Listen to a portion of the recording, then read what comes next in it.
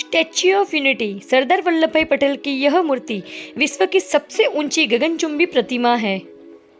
सरदार वल्लभ भाई पटेल जो हमेशा जमीन से जुड़े रहे और अब वे आसमान की भी शोभा बढ़ा रहे हैं।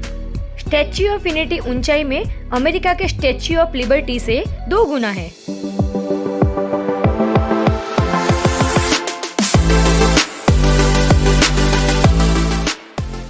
पावागढ़ में मां काली के दर्शन करने के बाद हम लोग निकले हैं स्टैच्यू ऑफ यूनिटी जाने के लिए। तो पावागढ़ से स्टैच्यू ऑफ यूनिटी की दूरी जो है वो 95 किलोमीटर्स के करीब है। तो हम लोग यहाँ से जाएंगे स्टैच्यू ऑफ यूनिटी।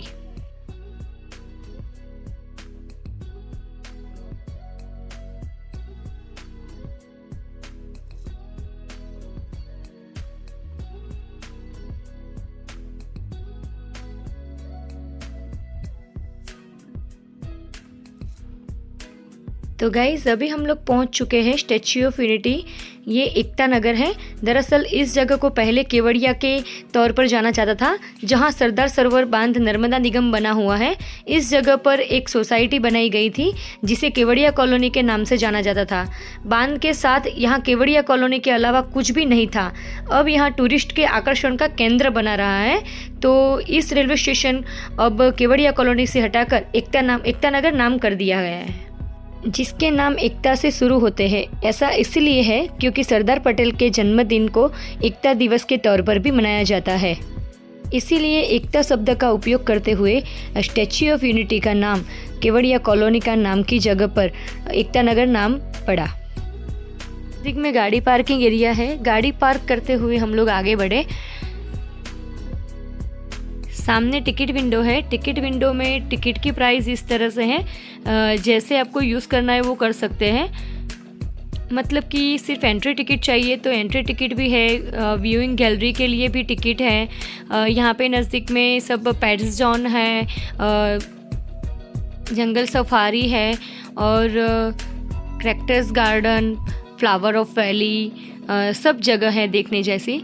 तो जैसे जैसे आपको यूज़ करना है वैसे टिकट आप ले सकते हो। अगर आप ऑनलाइन टिकट बुक करना चाहते हो तो मैं डिस्क्रिप्शन में मैंने लिंक दी है, तो वहाँ पे क्लिक करके आप बुक कर सकते हैं। जिस जगह पे हमें जाना है तो ये बस हमें वहाँ पे छोड़ेगी और वहाँ पे वो जगह हम कवर करेंगे। भैया हमारी बस चलाएंगे, है ना? तो चलिए हम लोग बस में बैठ चुके हैं, तो आगे चलते हैं। तो गाइस पहले हम लोग जाएंगे स्टैच्यू ऑफ यूनिटी की सरदार वल्लभ भाई की मूर्ति देखने के लिए, जो 182 मीटर ऊंची है।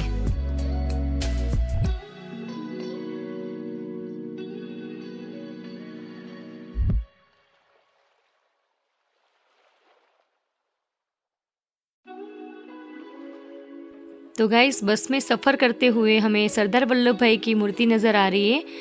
तो बहुत ही प्यारी मूर्ति दिख रही है, जो सबसे टॉलेस्ट, सबसे ऊंची प्रतिमा है। पूरे विश्व में सबसे ऊंची प्रतिमा। बहुत ही प्यारा दृश्य लग रहा है।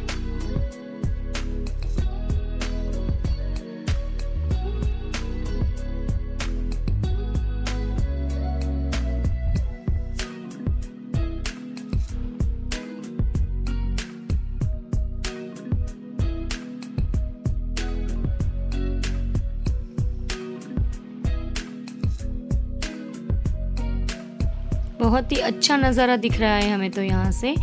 और बारिश भी अभी नहीं हुई है, तो जैसे अभी बारिश हो जाएगी और आसमान को छूते हुए सरदार वल्लभ भाई पटेल।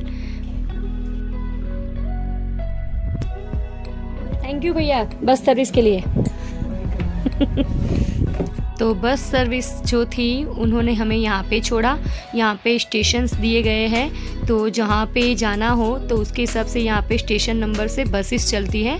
तो यहाँ से अगर केवड़िया कॉलोनी जाना है या फिर पेट्स जोन जाना है, जंगल सफारी जाना है, तो अलग अलग से यहाँ से बस चलती है। तो उसके हिसाब से हमें बस में बैठाना पड़ता है। जो ट्रैवलिंग है वो भी इंक्लूड है टिकट के साथ।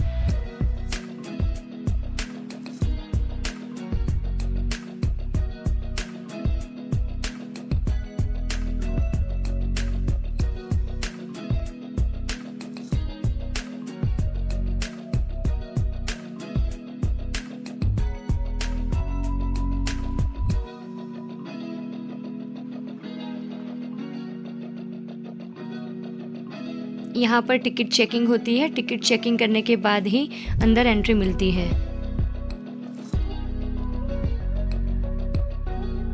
भारत के प्रथम उप प्रधानमंत्री तथा प्रथम गृह मंत्री वल्लभ भाई पटेल को समर्पित यह स्मारक है, जो भारतीय राज्य गुजरात में स्थित है। जब नरेंद्र भाई मोदी मुख्यमंत्री थे, उन दिनों में 31 अक्टूबर 2013 को सरदार पटेल का जन्मदिन था। उसी मौके पर यह विशालकाय मूर्ति का निर्माण किया गया था। विश्व का सबसे बड़ा टॉलेस्ट स्टैच्यू है सरदार वल्लभ भाई पटेल। तो गाइज हम लोग बहुत लेट हो चुके हैं, तो फटाफट से हमें पहुंचना है, वरना 6 बजे ये बंद हो जाता है।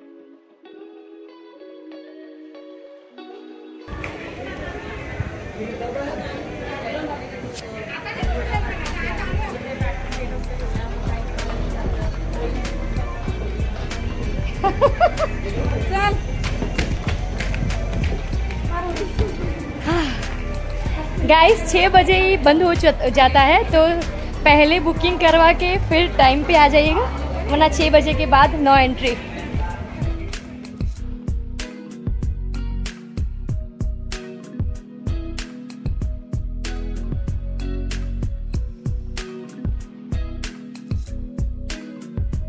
गाइस सरदार वल्लभ भाई पटेल दुनिया का सबसे बड़ा टॉलेस्ट स्टैच्यू। यहाँ पे क्रूज़ भी चलती है, तो क्रूज़ में भी एंजॉय कर सकते हैं। उसकी भी टिकट अलग से मिलती है। जहाँ पे हमने टिकट विंडो दिखाई थी, वहीं से भी आपको टिकट मिल जाएगी। सामने स्टैच्यू ऑफ यूनिटी लिखा है, और रात के समय लाइटिंग शो में बहुत ही अच्छा दिखता है वो।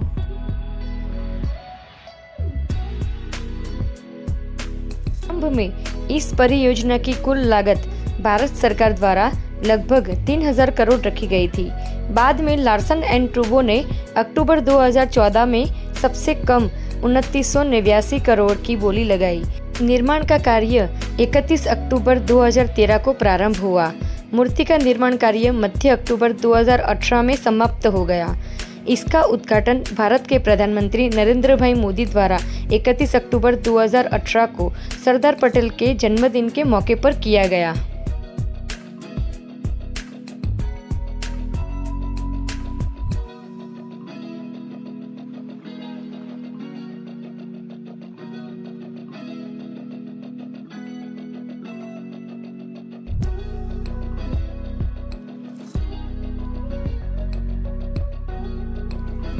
सरदार वल्लभ भाई पटेल का फेस का स्टैच्यू बहुत ही प्यारा लग रहा है।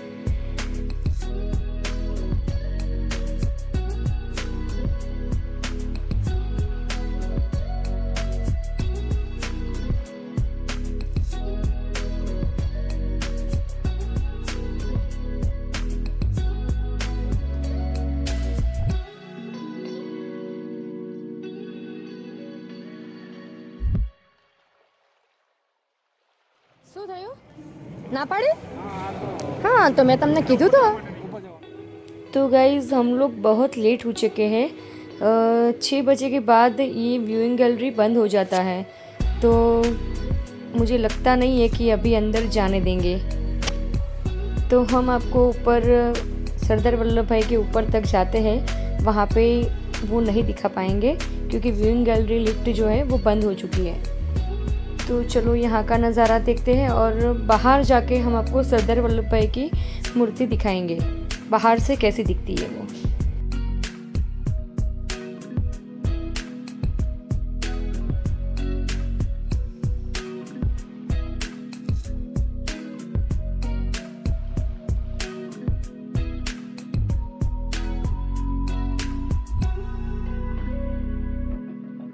तो गाइस सरदार वल्लभ भाई के बारे में कुछ बातें हैं जो आप लोग नहीं जानते होंगे। तो जहाँ तक मैं जानती हूँ तो वो मैं आपको बता दूँ कि यह मूर्ति की जो लंबाई है वो 182 मीटर्स है, और यह इतनी बड़ी है कि इसे 7 किलोमीटर की दूरी से भी आसानी से देखा जा सकता है। और स्टैच्यू ऑफ यूनिटी की ऊंचाई में अमेरिका के स्टैच्यू ऑफ लिबर्टी से 2 गुना ज़्यादा है।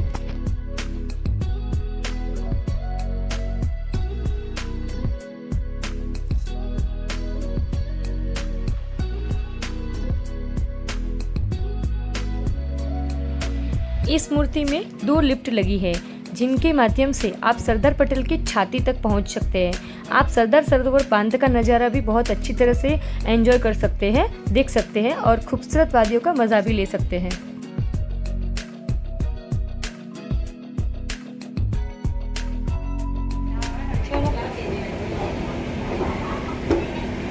सब जगह पे ऐसे सीढ़ियाँ दी गई है जो आपको बिना पैदल चले ऊपर लेके जा सकती है, सरदार वल्लभ भाई के पैर के अंगूठे तक।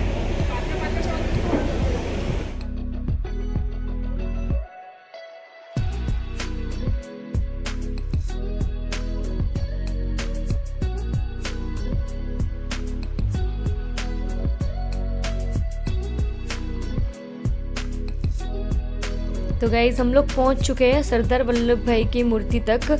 उनके पैर बहुत बड़े दिख रहे हैं यहाँ से मुझे नज़दीक से तो, और उसकी हाइट जो है मूर्ति की वो यहाँ से तो बहुत ऐसे ऊंचे होके देखना पड़ता है।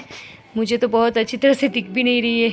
यहाँ से पैर के अंगूठे में देखोगे तो ही आपको पता चल जाएगा कि मूर्ति की हाइट कितनी है। मुझे तो करीबन 60 मंजिला तक ऊँची लग रही है ये मूर्ति।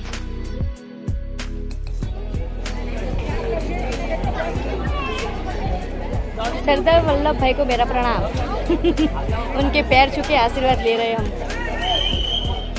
यह इंजीनियर ने इस तरह से बनाया है कि ये सरदार का स्टैच्यू जो है वो फौलादी है और भूकंप के बहुत सारे झटके भी सह सकता है। यह 6.5 की तीव्रता से अगर भूकंप आता है तो ये सह सकता है, और 180 किलोमीटर की प्रति घंटा की रफ्तार से चलने वाली हवा भी उसमें ये स्थिर खड़े रह सकते हैं।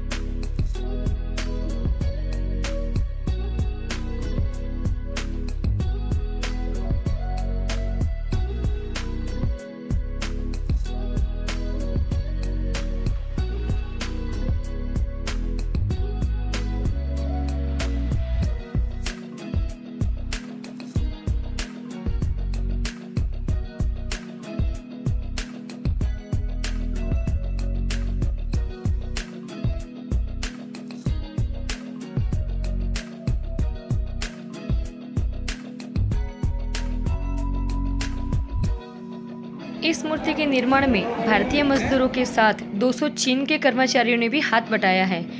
इन लोगों ने सितंबर 2017 से ही 2 से 3 महीनों तक अलग अलग बेंचों में काम किया।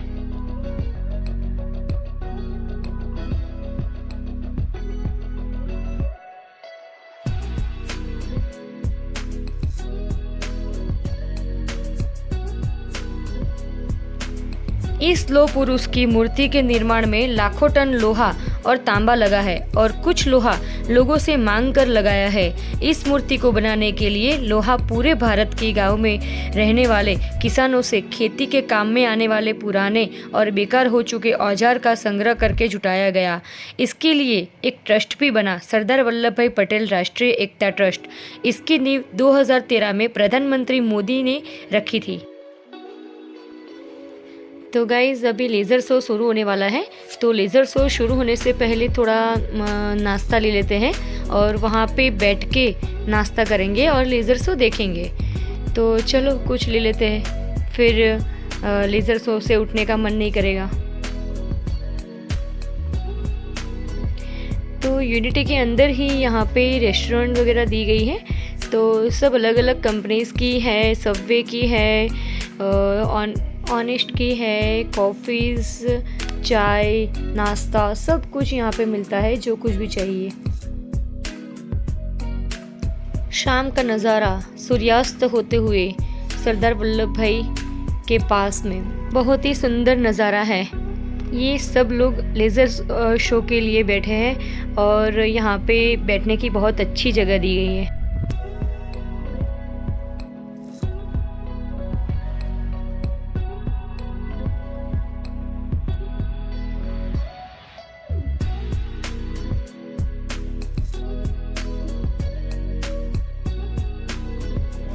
देखो हमारे साहब ने तो नाश्ता शुरू भी कर दिया, बहुत भूख लगी है इनको। हाँ पण આવી રીતે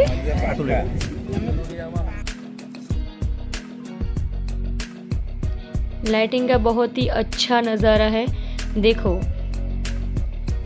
नर्मदा के अंदर भी लाइटिंग लगी है, तो वो भी बहुत ही अच्छी, जैसे जैसे अंधेरा बढ़ेगा वैसे वैसे लाइटिंग का शो बहुत ही अच्छा दिखेगा। तो थोड़ा अंधेरा हो जाए उसके बाद में मैं आपको एक बार फिर से दिखाऊंगी ये जगह कि लाइटिंग में कैसी दिखती है ये जगह।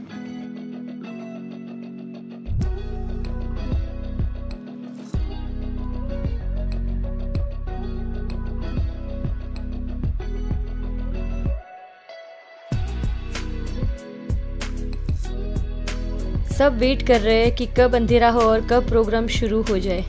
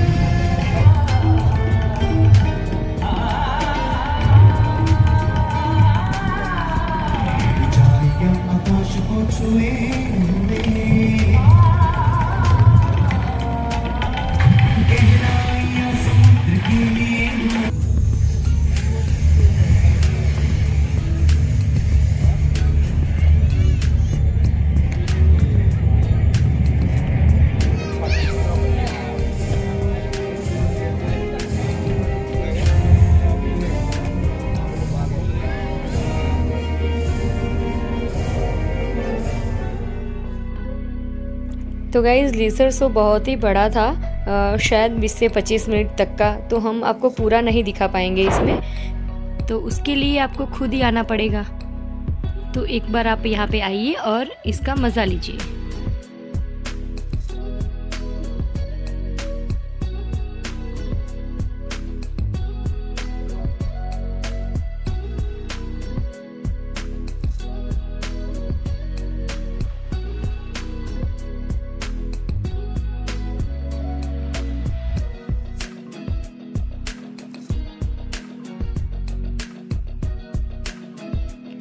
तो गाइज अभी हम लोग पहुंच चुके हैं यूनिटी ग्लो गार्डन। तो चलिए चलते हैं यूनिटी ग्लो गार्डन की ओर। नमस्ते करो। नमस्ते। नमस्ते।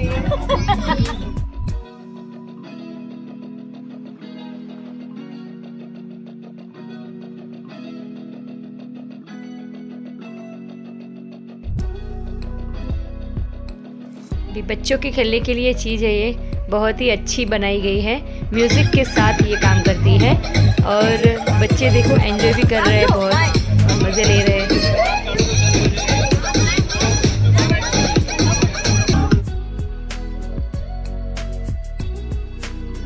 लाइटिंग वाले गुलाब बहुत ही प्यारे लग रहे हैं देखो, और उसके सामने ही देखो हॉर्स है,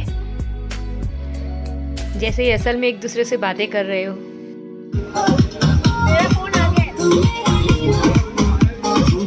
तो गाइस बहुत ही प्यारा नज़ारा है, लाइटिंग शो बहुत ही अच्छा दिख रहा है जो नाइट में बहुत जगमगाती है।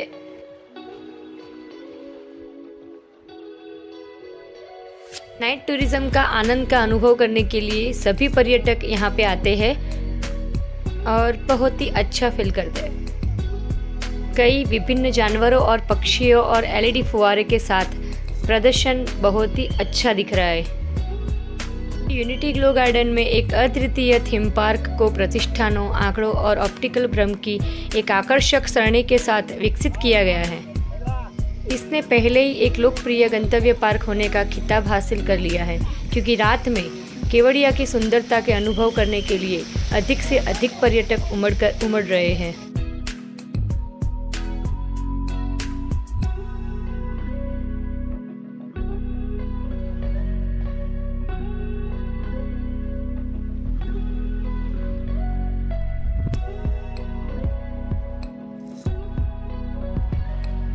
यह खूबसूरती से नियोजित उद्यान स्टैच्यू ऑफ यूनिटी के साथ आकर्षण का एक हिस्सा है, जो अब पूरे भारत भर में आकर्षक पर्यटन स्थल बन गया है।